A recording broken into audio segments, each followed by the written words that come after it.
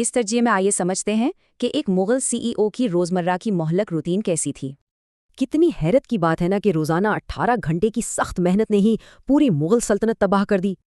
اورنگزیب کوئی روایتی بادشاہ نہیں بلکہ 17ویں صدی کی ایک غیر مستحکم ملٹی نیشنل سلطنت کے سی ای او تھے۔ اندھیرے کمرے کے سناٹے سے شاہی زرہ بختر پہننے تک ان کی صبح کا ہر لمحہ نپا تلا تھا۔ 9 بجے دربار میں مکمل سناٹا ہوتا۔ یہاں سونے چاندی کی ریلنگ سے افسران کی سیاسی حیثیت طے ہوتی تھی۔ 10 بجے دیوان خاص سے ان کا مائکرو مینجمنٹ شروع ہوتا۔ وہ چھوٹے چھوٹے تبادلے تک خود کرتے۔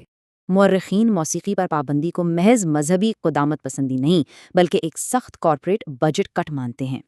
شاہ برج سلطنت کا وہ خفیہ ترین اسٹریٹجی روم تھا جہاں صرف انٹیلیجنس چیفز ہی جا سکتے تھے۔ دکن اور افغانستان کی دوہری جنگوں کا دباؤ مغل خزانے اور لاجسٹکس کو پوری طرح نچوڑ رہا تھا۔ دوپہر میں حرم ایک اسٹریٹجک فلاحی ادارہ بن جاتا جہاں پینشن بانٹ کر مقامی بغاوتوں کو کچلا جاتا تھا۔ 1681 میں لال قلعہ چھوڑ کر وہ اگلے 25 سالوں کے لیے ایک دیوہکل متحرک ملٹری کیمپ میں منتقل ہوئے۔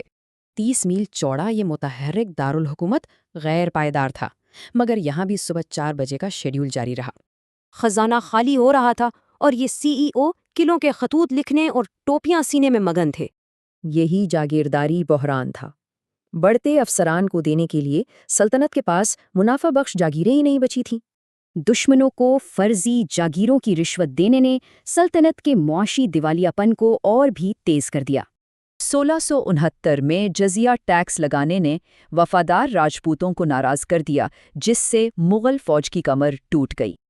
ان کے اپنے خطوط سے سست کمانڈروں، مکمل خالی خزانے اور گہری نفسیاتی مایوسی کا واضح ثبوت ملتا ہے۔ کسی کو اختیارات نہ دینے اور مکمل مرکزیت کی ضد نے پوری بیوروکریسی کو ڈرا کر مفلوج کر دیا تھا۔ جاسوسی نیٹ ورک کا خوف اتنا زبردست تھا کہ افسران براہ راست شاہی حکم کے بغیر کچھ نہیں کرتے تھے۔ ان کی سب سے بڑی خامی یہی تھی، وہ ایک درخت بچانے میں مگن رہے جبکہ پورا جنگل جل گیا۔ یہی وجہ ہے کہ 1707 میں ان کے مرتے ہی یہ انتہائی مرکزی سلطنت تاش کے پتوں کی طرح بکھر گئی۔